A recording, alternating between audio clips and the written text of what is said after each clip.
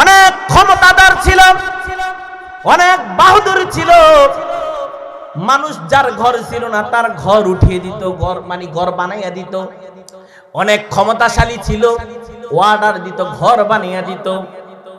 যার টাকা ছিল না তার টাকা দিত, যার মেয়ের বিয়ে হইতো না বিয়ের ব্যবস্থা করে দিত। অনেক প্রভাবশালী ছিল, তার আচার ব্যবহার দেখে গ্রামের মানুষ সব খুশি হয়ে গেল। আল্লাহ আমাদের জন্য একটা নিয়ামত দিয়েছো, কিরকম ভাগ্যবান আমরা যে বিপদে আপদে ওই মানুষকে কাছে পাই। এই ব্যক্তি 50 বার হজ করেছে, মানুষের সাথে এরকম ব্যবহার করে চলতো, মানুষ বুঝতেই পারতো না তার গলত কোন জায়গায়। মনে রাখিয়েন বন্ধু, আল্লাহর দ্বারা বড় দ্বারা, আল্লাহর মায়ের বেহান রাত, একটা কথায় আছে না, আল্লাহর মায়ের বেহান রাত। আর আল্লাহর দয়া সবচেয়ে বেশি তাহাজ্জুদের সময়। কথা বুঝেন নাই? আল্লাহর মায়ের বড় মায়ের। মানুষ মনে করেছে কিরকম দরবেশ, কত উপকারে কাজে লাগতেছে। হঠাৎ কইরা লোকটা মারা গেল। যখন লোকটা মারা গেল, মারা যাওয়ার পরে সবাই ভাবতে লাগলো কি হইছে কি হইছে। এলাকার মধ্যে ভিড় বসলো, ভিড় হয়ে গেল। এই কান্দি ওই কান্দি, ধরেন সর্দার কান্দি, পুরা সর্দার কান্দি, হাজিপুর মাঝকান্দি, শর্মাসুয়া থেকে আরম্ভ কইরা সব জড়ো হইতে লাগলো, তার বাড়ির দিকে চলতে লাগলো। কান্নার রোল আরম্ভ হয়ে গেল। মানুষের মধ্যে চিন্তার ভাঁজ পড়ে গেল যে আমাদের মাথার উপরে একটা ছায়া ছিল, পৃথিবীর জমিন ছেড়ে চলে গেল।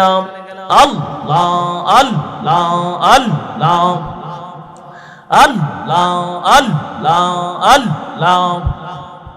জবান খোলে আল্লাহ আল্লাহ, আগে বসেন, আল্লাহ আল্লাহ আল্লাহ, রাগান না, আল্লাহ আল্লাহ আল্লাহ আল্লাহ। ও মাবুদ মাওলা রে, কি নাম লইয়া ডাকব গো তোমারে, আল্লাহ আল্লাহ আল্লাহ। ও মাবুদ মাওলা রে, কি নাম লইয়া ডাকব গো তোমারে, মারহাবা আল্লাহ আল্লাহ আল্লাহ আল্লাহ। জবান খোলে আল্লাহ আল্লাহ। কি নাম লইয়া ডাকলে রে মাওলা, কি নাম লইয়া ডাকলে রে মাওলা, ধরাই লইবা বান্দা ঘরে, কি নাম লইয়া ডাকব গো তোমারে, মারহাবা আল্লাহ। জবান খোলে আল্লাহ আল্লাহ আল্লাহ আল্লাহ আল্লাহ। ও মাবুদ মাওলা রে, কি নাম লইয়া ডাকব গো তোমারে, আল্লাহ আল্লাহ আল্লাহ আল্লাহ আল্লাহ। আল্লাহ তোমার লীলা খেলা কেউ বোঝে কেউ বোঝে না, আল্লাহ তোমার লীলা খেলা কেউ বোঝে কেউ বোঝে না। কাউকে রাখো গাছ তলাত মালা, কাউকে রাখো গাছ তলাত মালা, কাউকে রাখো বালা খানায়। আল্লাহ তোমার লীলা খেলা কেউ বোঝে কেউ বোঝে না, আল্লাহ আল্লাহ। জবান খোলে আল্লাহ আল্লাহ আল্লাহ আল্লাহ। ইব্রাহিম নবীকে আগুনে ফেললো, আগুন তারে না জ্বালাইলো। ইব্রাহিম নবীকে আগুনে ফেললো, আগুন তারে না জ্বালাইলো। আগুন হইল ফুল বাগিচা বাগিচামালা আগুন হইল, ফুল বাগিচামালা আগুন তারে না জাগাইল। আল্লাহ তোমার লীলা খেলা কেউ বোঝে কেউ বোঝে না।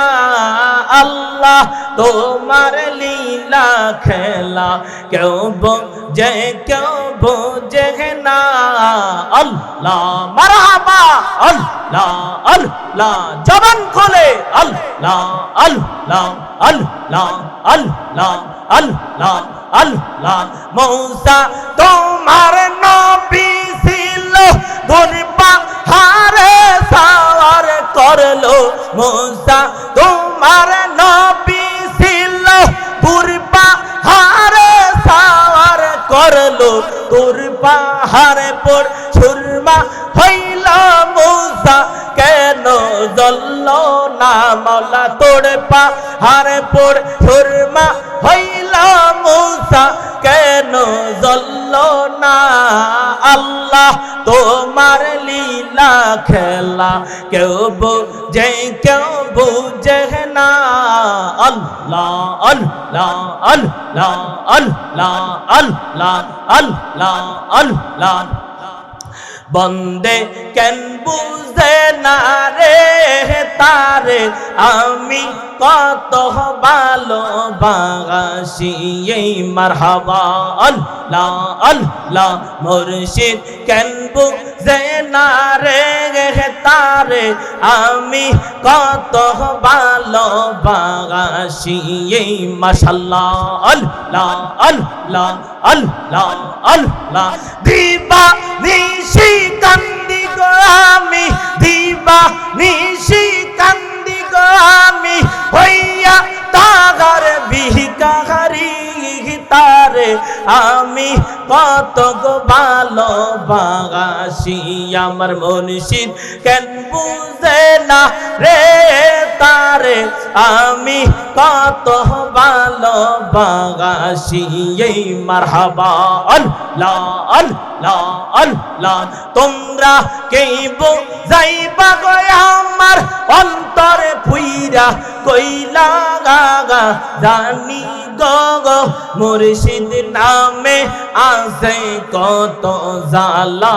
মারহাবা আল্লাহ আল্লাহ আল্লাহ আল্লাহ আল্লাহ। জবান খোলে আল্লাহ আল্লাহ আল্লাহ আল্লাহ আল্লাহ আল্লাহ আল্লাহ আল্লাহ আল্লাহ আল্লাহ। লা ইলাহা ইল্লাল্লাহু মুহাম্মাদুর রাসূলুল্লাহ সাল্লাল্লাহু আলাইহি ওয়াসাল্লাম। সকলে বলেন আলহামদুলিল্লাহ। মহান আল্লাহ পাকের দরবারে লাখ কোটি শুকরিয়া, যে রব্বুল আলামিন দয়া করে মায়া করে আজকের এই পবিত্র জলসায় সবাইকে আগে আসার বসার তৌফিক দান করেছেন। রব্বুল আলামিনের দরবারে আবার শুকরিয়া জ্ঞাপন করেন। জোরে বলেন আলহামদুলিল্লাহ। আর আওয়াজ দিয়ে কোন নামে আলহামদুলিল্লাহ। কালকে সকালে মইরও তো যাইতারেন। আল্লাহ চাইলে আলহামদুলিল্লাহর ইজ্জতে জান্নাত দিতে পারে না? কথা কয় না। আলহামদুলিল্লাহ মানে কি? শুকরিয়া জ্ঞাপন করলো। আল্লাহ মুসা আলাইহিস সালামের জমানায় এক লোক নামাজও যা কিছুই পড়ে না, ঘুমিয়ে একদিন কয় আল্লাহ, আল্লাহর একটা ডাক দিছে, আল্লাহ কয় তোর সব গুনাহ মাফ করে জান্নাত নসিব করে দিলাম। সুবহানাল্লাহ। আল্লাহ দিনকে রাত করতে পারে, রাতকে দিন করতে পারে, পারে না? কিয়ামতের আগে সূর্য উঠে হেমিকালতে আল্লাহ হেমিকালতে উড়াইতো না? আপনি পারবে? তো আল্লাহ আলহামদুলিল্লাহর ইজ্জত আল্লাহ জান্নাত দিতে পারে না? অবশ্যই পারে। কারণ শুকরিয়া জ্ঞাপন করা বিনয় হওয়া। শুকরিয়া জ্ঞাপন সবাই করতে পারে না।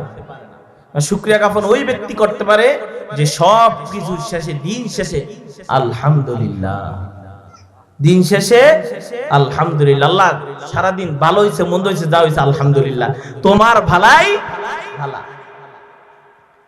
এরকম নিয়ত যদি মন মানসিকতা থাকে তাহলে জান্নাতের যাওয়ার জন্য একটু পথ হইল খোলা থাকতে পারে, না হলে আমাদের যেই দুনিয়াদারি আমরা আরম্ভ করছি, এই দুনিয়াদারি দিয়া জান্নাতে যাওয়া বড় মুশকিল হয়ে যাবে।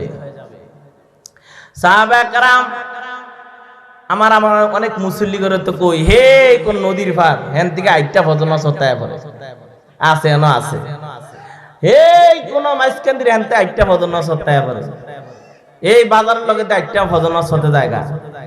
সাহাবায়ে কেরাম পাহাড়ের উপরে বাড়ি, হেন থেকে হাঁটতে হাঁটতে হাঁটতে হাঁটতে ফজর নামাজ পড়তেই তো। সুবহানাল্লাহ বলেন না? আরে এরা এই জিন্দেগি পালন করে, তারপরে কইতো আল্লাহ কি ইবাদত করলাম, কি ইবাদত করলাম, আল্লাহ কি ইবাদত করলাম। এত ইবাদত থাকার পরে আর আমার আপনার অবস্থা তাহলে কি হইব? হ্যাঁ, আসলে ভাইবা দেখেন তো, সাহাবায়ে কেরাম জীবনকে বিসর্জন করে দিয়েছে। আল্লাহর হাবিব সাল্লাল্লাহু আলাইহি সাল্লাম ডাইরেক্ট ঘোষণা দিয়েছে আমার সাহাবীদের বিপক্ষে কথা বলা যাবে না। পৃথিবীর সবার বিপক্ষে কথা বললো, সাহাবায়ে কেরামদের বিপক্ষে কথা বলা মানে আমি নবীর বিপক্ষে কথা বলা। কত কঠোর ভাবে কথা বলেছে, তো তারা কত সম্মানী। তারপরে বলে কি কি ইবাদত করলাম দুনিয়ায়, কি ইবাদত করলাম, এটা দিয়ে কি জান্নাতে যাওয়া যাবে? আর আমি আর ইবাদত না করে মনে করি এই সব জান্নাত তো আমগো বাড়ির দ্বারে। হ্যাঁ, জান্নাত মামার বাড়ির আবদার না, পাইলেন আর খায়া লাইলেন, গেলেন আর দিয়া লাইলো। বাজান জান্নাত এটা না, পরীক্ষা। দুনিয়ার জগৎটা হইল মুসাফির খানা, পরীক্ষার জায়গা। এই জায়গাতে পরীক্ষায় টিকলে কবরের মধ্যে আপনি শান্তি পাবেন, কবরের পরীক্ষায় টিকলে হাসরের ময়দানে একটু শান্তি পাইতে পারেন, হাসরের ময়দানে পরীক্ষা টিকলে পুলসিরাত পার হইতে পারবেন, পুলসিরাত পার হইলে জান্নাতে যাইতে পারবেন। আল্লাহু আকবার বলেন না? সব কিছুর আল্লাহ সিস্টেম করে দিয়েছে, পরীক্ষা আর পরীক্ষা। কারণ আর দুনিয়াতে তো এইটা দিয়ে বোঝা যায়, পরীক্ষায় পাস করলে উপরের ক্লাসে উড়ায়, নাহলে নামিয়ে দেয়। পরীক্ষায় পাস করলে ভালো চাকরি দেয়, নাহলে চাকরি বাদ। তো আমরা পরীক্ষার মধ্যে আছি, সবাই পরীক্ষার মধ্যে আছি। আমরা বলতেছেন সংসার, সংসার ওটা পরীক্ষা, সংসার ওটা কি পরীক্ষা। সংসারটা হলো শরীয়ত, এটা কি শরীয়ত, যে আল্লাহ এটা আদেশ দিয়েছে পালন করতে হবে। কিন্তু আল্লাহ ফরজ আইন করছে নামাজ, কি করছে নামাজ। অনেক বুজুর্গ আছে যে বিয়ে শাদী করেই নাই, বিয়ে শাদী করেই নাই। কত পাগল আছে শুধু রাস্তা কাটাবে। রহমান ও রহিম নাম তোমার আল্লাহ হো আল্লাহ আল্লাহ, সামিউম বাসির নাম তোমার আল্লাহ হো আল্লাহ আল্লাহ। কত বান্দা কত জায়গায় পড়ে আছে, শুধু মালিকের নাম জপতেছে, শুধু আল্লাহর নাম জপতেছে, আল্লাহর নাম জপতেছে, আল্লাহর ইবাদত করতেছে। দুনিয়ার সব চিন্তা ভাবনা শেষ, দুনিয়ার সব বাহাদুরি শেষ করে দিয়ে, দুনিয়ার সমস্ত কিছু শেষ করে দিয়ে, সব কিছু তার মন মানসিকতা আলাদা করে দিয়ে সে শুধু আল্লাহর নাম জপা আরম্ভ করেছে। রহমান রহিম নাম তোমার একটাই কি আল্লাহ। দুনিয়ার সব চিন্তা তার মাথা থেকে সরে দিয়েছে, কেননা সে এখন একটাই ভাবনা, কেমনে মালিকের দর্শন পাবো, কেমনে মালিককে পাবো, কেমনে আল্লাহর হাবিবকে পাবো। সব কিছু বুঝে শুনে হালালকে হালাল পথে রাখছে, হারামকে হারামের জায়গায় রাখছে। সব চিন্তা ভাবনা করে তারা আল্লাহর ওলি হয়েছে। কি হয়েছে? আল্লাহর ওলি হয়েছে। হারামকে হারামের জায়গায় রাখছে, হালালকে তারা গ্রহণ করেছে, হারাম তারা গ্রহণ করে নাই। হারামকে গ্রহণ যদি করত তারা আল্লাহর ওলি হতে পারতো না। এখন তো দেখা যায় আমাদের সমাজের মধ্যে নামাজ পড়ে 5 ওয়াক্ত, সুদ ঘুষের মধ্যে সে জর্জরিত। আমি কি ভুল বলেছি নাকি? অভাব নাই, অভাব নাই বন্ধু। দুনিয়ার জমিনের মধ্যে আল্লাহর রিজিক খেয়ে, আল্লাহ যে রিজিক দিল আপনাকে আমাকে, এই রিজিক ভক্ষণ করে, এই রিজিক খাওয়ার পরেও তার শুকরিয়া দেয় নাই। ওই যে বলছি আলহামদুলিল্লাহ, দিন শেষে যে আলহামদুলিল্লাহ, শুকরিয়া দেয় নাই, শুকরিয়া দেয় না করে সে খালি আরো চায়, আরো দাও, আরো দাও। 10 লাখ আছে, আরো 10 লাখ ব্যাংকে থুইলে কেমনে পারবো? টাকা আমার জর্জরিত হয়ে আছি, টাকার পাহাড় বানিয়ে ফেলছি, অট্টালিকার পাহাড় বানাইছি, তারপরও কিভাবে টাকা হবে, কিভাবে আরেকজনের জায়গা মারা যাবে, কিভাবে আরেকজনকে লুট করে আনা যাবে, এই চিন্তা চেতনা আমাদের মাথায় থাকার কারণে ওই যে আমি আগেই বললাম জান্নাতে যাওয়া বড় কষ্ট হয়ে যাবে। কেননা আমরা জান্নাতে যদি আশা করতাম রে বন্ধু, তাহলে একটাই ভাবনা চিন্তা সব সময় থাকতো, আল্লাহ হালাল বস্তু, আল্লাহ বলছে মুমিনদেরকে ডাক দিয়ে বলে, ও মুমিনগণ, তোমাদের পূর্ব নবীদের জন্য, নবী রাসূলদের জন্য আমি আল্লাহ আদেশ দিয়েছি তোমরা হালাল খাবারগুলা ভক্ষণ করো, হালাল খাবারগুলা গ্রহণ করো, হালাল খাবারগুলা গ্রহণ করো, হারামকে তোমরা দূরে সরিয়ে দাও। হে মুমিনগণ, তোমাদেরকে আমি আল্লাহ একই আদেশ দিতেছি, শুনো, তোমরা হালাল খাবারগুলা গ্রহণ করো, হারামকে তোমরা দূরে সরিয়ে দাও। আল্লাহ এই জায়গায় ওয়াজ করতেছেন, বলতেছেন, হে দুনিয়ার মানুষ শুনো, হে আমার বান্দারা তোমরা শুনো, আমি আল্লাহ রাব্বুল আলামিন এক ব্যক্তি মরুভূমির মাঝখান দিয়ে চড়তেছে, তো হাঁটতেছে, চলতেছে, অনেক দূর যাওয়ার পরে পানি শেষ হয়ে গেল, খাবার শেষ হয়ে গেছে, কিছুই নাই, কিছুই নাই, পোশাকটা ছিঁড়ামিরা হয়ে গেছে, সব কিছু এলোমেলো হয়ে গেছে, তৃষ্ণায় কাতর হয়ে গেছে। আল্লাহর কাছে ডাক দিয়ে বলে, মালিক, ও আমার আল্লাহ, আমার আর কিছুই নাই মালিক, কিছুই নাই, আমাকে তুমি মাফ করে দাও, আমি যদি মরে যাই আমাকে মাফ করে দাও, আমাকে তুমি, আমার দোয়া তুমি কবুল করে নাও। আল্লাহ ওই ব্যক্তিকে আল্লাহ আদেশ দিয়ে বলে, বান্দাদেরকে হুঁশিয়ার করে বলতেছে, তার দোয়া আমি আল্লাহ একটা সেকেন্ডের জন্য কবুল করি নাই। সাহাবায়ে কেরাম জিজ্ঞাসা করলো, ইয়া রাসূলুল্লাহ, ইয়া হাবিবাল্লাহ, নবীজি, ও আমার নবী গো, কেন তার দোয়া কবুল হয় নাই? আল্লাহর হাবিব সাল্লাল্লাহু আলাইহি সাল্লাম বলে, তার দোয়া কেন কবুল হয় নাই জানোনি? তা সে যেই পানি খাইছে সেই পানিটা ছিল হারাম, সে যেই খাবার খাইছে এই খাবারটা ছিল হারাম, সে যে বস্তু ব্যবহার করছে পোশাক, এই পোশাক ছিল হারাম, তার অঙ্গ প্রত্যঙ্গ যা ছিল সব কিছু হারামে জর্জরিত হয়ে গেছে। সেই হাদিস শরীফটা ডাইরেক্ট আপনার খুতবার মধ্যে পাবেন। সেই কারণে আল্লাহ রাব্বুল আলামিন তার দোয়া একটা সেকেন্ডের জন্য কবুল করে নাই। এই হিসাব করেন, আপনি মনে করবেন যে যতই পাপ করে দিন শেষে ওই যে আল্লাহ মাফ করে দেন, মাফ করতে আল্লাহ আল্লাহ আল্লাহ কি আমার আনে টিয়া দিয়া চলে নাকি? আওয়াজ দেন, আমার আনে টিয়া দিয়া চলে না? আমি ইমাম সাহেব দেখে কইব, ইমাম সাহেব তোমার লেগা ব্যবস্থা ভিন্ন আর পাবলিকের লেগা ব্যবস্থা ভিন্ন, এটা কইছে নাকি? আল্লাহর আইন সবার জন্য এক সমান, কারোর জন্য মাপ নাই। সে যত বড় বাদশা হোক, যত বড় কোটিপতি হোক, যত বড় মুফতি মুহাদ্দিস হোক, যতই বড় বুজুর্গ হোক, আল্লাহর আইন সবার জন্য এক সমান।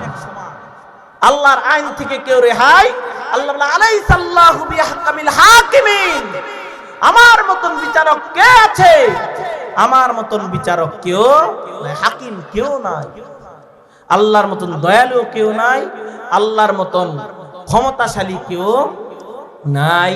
তাহলে আপনার বুঝা শুইনা হালালকে হালালের জায়গায় রাখতে হবে, হারামকে হারামের জায়গায় রাখতে হবে।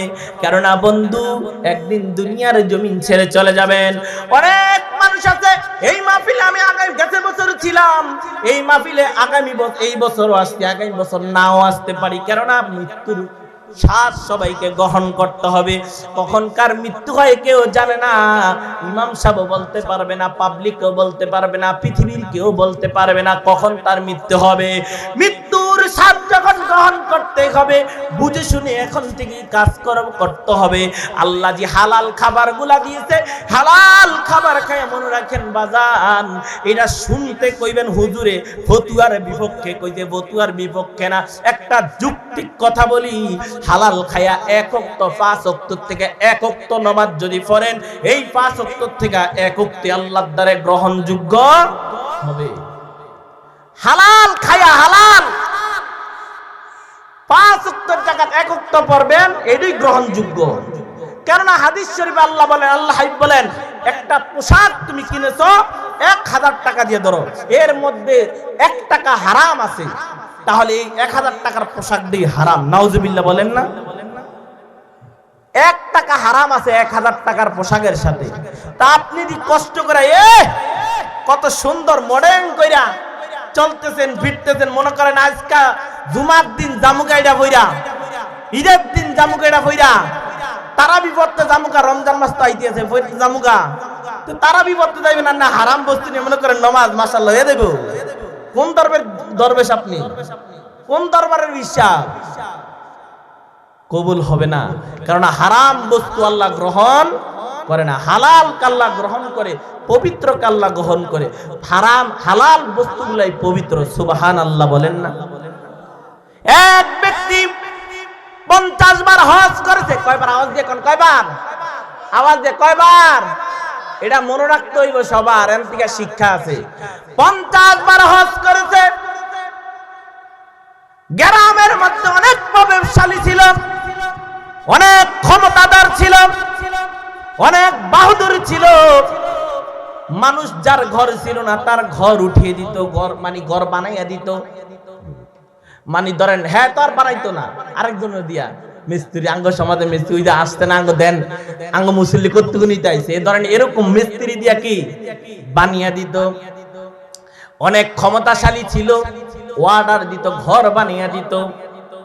যার টাকা ছিল না তার টাকা দিত, যার মেয়ের বিয়ে হইতো না বিয়ের ব্যবস্থা করে দিত। অনেক প্রভাবশালী ছিল, তার আচার ব্যবহার দেখে গ্রামের মানুষ সব খুশি হয়ে গেল। আল্লাহ আমাদের জন্য একটা নিয়ামত দিয়েছো, কিরকম ভাগ্যবান আমরা যে বিপদে আপদে ওই মানুষকে কাছে পাই। এই ব্যক্তি 50 বার হজ করেছে, মানুষের সাথে এরকম ব্যবহার করে চলতো, মানুষ বুঝতেই পারতো না তার গলত কোন জায়গায়। মনে রাখিয়েন বন্ধু, আল্লাহর দ্বারা বড় দ্বারা, আল্লাহর মায়ের বেহান রাত, তা কথায় আছে না, আল্লাহর মায়ের বেহান রাত। আর আল্লাহর দয়া সবচেয়ে বেশি তাহাজ্জুদের সময়। কথা বুঝেন নাই? আল্লাহর মায়ের বড় মায়ের। মানুষ মনে করেছে কিরকম দরবেশ, কত উপকারে কাজে লাগতেছে। হঠাৎ কইরা লোকটা মারা গেল। যখন লোকটা মারা গেল, মারা যাওয়ার পরে সবাই ভাবতে লাগলো কি হইছে কি হইছে। এলাকার মধ্যে ভিড় বসলো, ভিড় হয়ে গেল। এই কান্দি ওই কান্দি, ধরেন সর্দার কান্দি, পুরা সর্দার কান্দি, হাজিপুর মাঝকান্দি, শর্মাসুয়া থেকে আরম্ভ কইরা সব জড়ো হইতে লাগলো, তার বাড়ির দিকে চলতে লাগলো। কান্নার রোল আরম্ভ হয়ে গেল। মানুষের মধ্যে চিন্তার ভাব পড়ে গেল যে আমাদের মাথার উপরে একটা ছায়া ছিল, পৃথিবীর জমিন ছেড়ে চলে গেল। এরকম একজন মানুষ পৃথিবীর জমিন ছেড়ে চলে গেলে উপকার এত পাইছি, এই বেড়ার দ্বারা কত উপকার পাইছি, জানা যায় অন্তত পক্ষে যাইতে হইব। দেখেন বাজান, এন থেকে দেখেন সব বালা, এন থেকে শিক্ষা আছে। মানুষ তার জানাজায় রওনা হয়ে গেল। জানাজা শেষ হয়ে গেল। জানাজা শেষ হওয়ার পরে তাকে কবরের মধ্যে যখন নামানো হলো, কবর দিল। কবর দেওয়ার পরে কবর সমাধি শেষ, সব কিছু মাটি দেওয়া হলো। এখন মানুষ এক কদম পিছের থেকে সরে না, ধরেন কবরের কাছে আসতে, এখন আস্তে আস্তে সরে যায় না, সরে যায়। যখন সরতে লাগলো আস্তে আস্তে হঠাৎ করে ভূমিকম্প হলো ওই জায়গার মধ্যে। যখন ভূমিকম্প হলো, কবরটার থেকে অগ্নিকাণ্ড আরম্ভ হয়ে গেল। ভূমিকম্পে মানুষ আতঙ্কিত হয়ে গেল, সবাই দৌড়াদৌড়ি করে যার যার বাড়িতে চলে গেল। এরকম একটা পরিস্থিতি যদি আমি ইমাম সাহেব যদি আমি দেই, যতই আমার ইমান শক্তিশালী, আমি প্রথম স্টেজ নাইমা দৌড় দিব। ভয় তো ভয়, ভয় তো ভয়। কয় বনের বাগে খায় না বাজান, মনের বাগে খায়। বনের বাগে খায় না বাজান, মনের বাগে খায়। তো ওই ব্যক্তিরা ভয়ের চোটে বাড়ির দিকে রওনা হয়ে গেল। এক মাস যাবত কেউ কোনো কথা কয় না, এলাকা সব গরম হয়ে আছে। কি পরিস্থিতি হলো? এত একজন ভদ্র মানুষ, এমন একজন বালা মানুষ, এত উপকার তার দ্বারা পাইছি, কিন্তু তার কি হইল, তার কবরে অবস্থা হলো কেন? সবাই চিন্তা করতে লাগলো। কিছু সমাজ আছে না, বুদ্ধিজীবী আছে না, এ কথা কয় না, বুদ্ধিজীবী আছে না, আছে বুদ্ধিজীবী, বড় বুদ্ধিজীবী। এমনি ধরে না, ওই গুইরা বেশ ধরে, এমনি খাইতো না, ওই এমনি খাইব, বুঝেন নাই? দয়া মারি কুন্দুর বড় বেশের মায়, এরাই সমাজটা কি করে গোলজাম বেজিয়ে রাখে। ও আমার বন্ধু, ওই মানুষটা কি করলাম? হেই বুদ্ধিজীবী না, যেই বুদ্ধিজীবী হবাই করলাম, হেই বুদ্ধিজীবী না। ভালো বুদ্ধিজীবী যারা সমাজের জন্য ভালো চায়, সমাজের জন্য মঙ্গল চায়। একটা সমাজে সব খারাপ থাকে না, একটা সমাজে সব ভালো থাকে না। ভালো মন্দ মিলিয়ে একটা সমাজ হয়। ওই জায়গায় সব যদি ভালো হয়, তাহলে বালা মন্দ কোনটা, জান্নাত জাহান্নাম কোনটা, ভালো পথ কোনটা, হেরে কে বুঝাইবে? আর হ্যাঁ, এই তো প্রধান আদালতের মেন গুরু, বুঝেন নাই? হ্যাঁ, তো বড় আদালত, হের থেকে আর আদালত দরকার কি? ব্যাগ যদি ভালো মানুষ হয়ে যায়।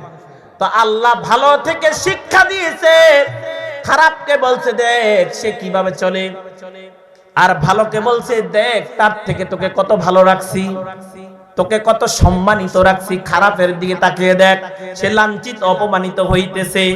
আর খারাপকে বলে দেখ তাকে কত সম্মানিত রাখছি।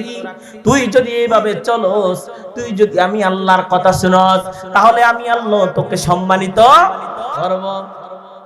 ওই দুই চারজন লোক তার বাড়ির মধ্যে চলে গেলেন, ডাক দিয়ে আসসালামু আলাইকুম ইয়া আহলাল বাইত, ঘরের মধ্যে কারা আছেন?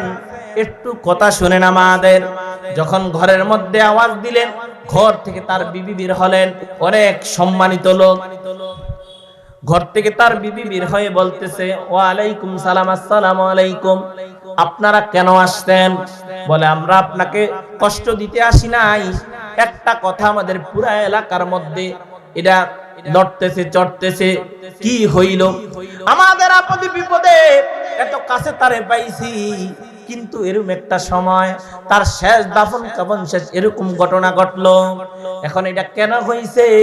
আপনার জানা মতো, আপনি তো তার বিবি ছিলেন, আপনি তো তার সহধর্মিনী ছিলেন, কেন এই অবস্থা হয়েছে আপনি জানেন কিনা? এরকম কোন পাপ, এরকম কোন কাজ করছেনি যার কারণে আল্লাহ তাকে অপছন্দ করেছে?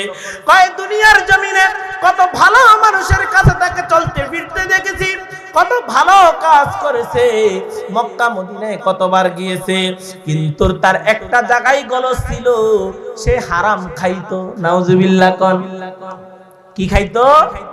হারাম।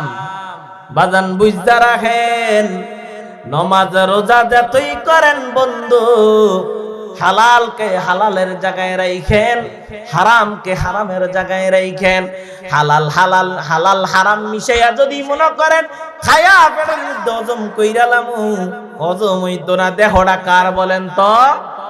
আওয়াজ দিয়ে কোন দেহটা কার?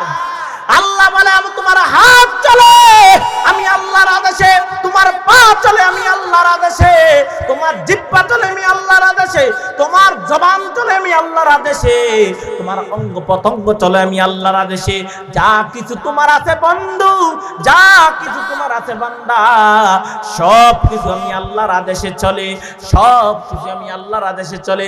তোমার কোনো ক্ষমতা নাই, তোমার কোনো ক্ষমতা নাই। তো আল্লাহর আদেশ, আল্লাহ যা কিছু আছে সব কিছু আল্লাহর আদেশে চলতেছে। তো এই পেটটাও তো কার আদেশে চলে কোন তো? আল্লাহরই তো বুঝালাইছে। দেওয়াজ কার আদেশে? আল্লাহর আদেশে। যদি আল্লাহর আদেশে সইলা থাকে, তাহলে আমি আর আপনি সুদ বুঝি না, ঘুষ বুঝি না, হালাল বুঝি না, হারাম বুঝি না, কি লিগা? এটা মজা লাগে। আওয়াজ দিয়া কোন মজা লাগে? হ্যাঁ, কার কাদ্দার মজা লাগে? হাত তোলেন তো। মজা লাগে না কেরুদ্দারে? মাশাআল্লাহ, সবাই বলেন মারহাবা। তো দাদা আলহামদুলিল্লাহ, আলহামদুলিল্লাহ কন্যা। আরে মিয়া আলহামদুলিল্লাহ, ইজ্জত আল্লাহ তো আপনাকে সঠিক বুঝও দিতে পারে যে বান্দা শুকরিয়া জ্ঞাপন করছে এবং তার জবান দিয়ে সে সম্মতি কিন্তু অনেক তিন প্রকার হয়, একটা মাথা দিয়া, একটা মন দিয়া, আর একটা মুখ দিয়া। বুঝেন নাই?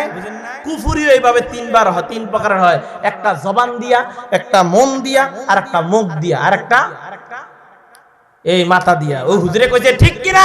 হ্যাঁ ঠিক। হুজুরে তো কইয়া বইছে কুফরি কথা।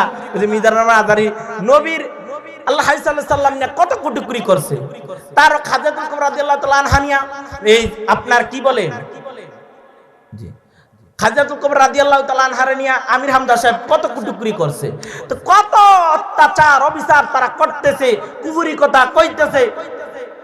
বক্তা শ্রোতারা তো ওয়াজে হুজুরে কি সুন্দর ওয়াজ করে রে, কণ্ঠটা ফাটাফাটি, আওয়াজটা মধুর, দাড়ি গুনেন দালাদেন ঝলমল করে, ফেরেশতারা লাগেন খালি ঝরতেছে, এরকম সুন্দর দেখা যায় হুজুরে।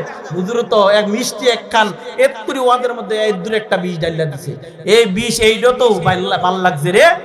হুজুরে কি মিথ্যা কথা কইতারেনি? বুঝেন নাই? হুজুর মানুষ, আলেম মানুষ, কি মিথ্যা কথা কইতারেনি? হুজুরে কি মিথ্যা কথা কইতে পারেনি? তাহলে আপনাকে কি করতে হবে? আপনাকে বুঝে শুনে কাজ করতে হবে।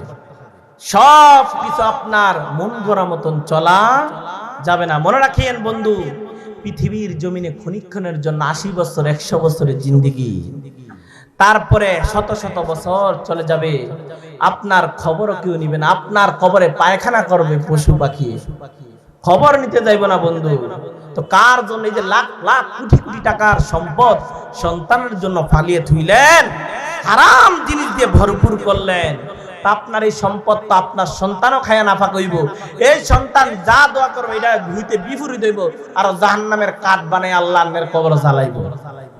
তা আপনি হালালকে হালালের জায়গা রাখেন, হারামকে হারামের জায়গা রাখেন, কারণ আপনাকে কি মরতে হবে।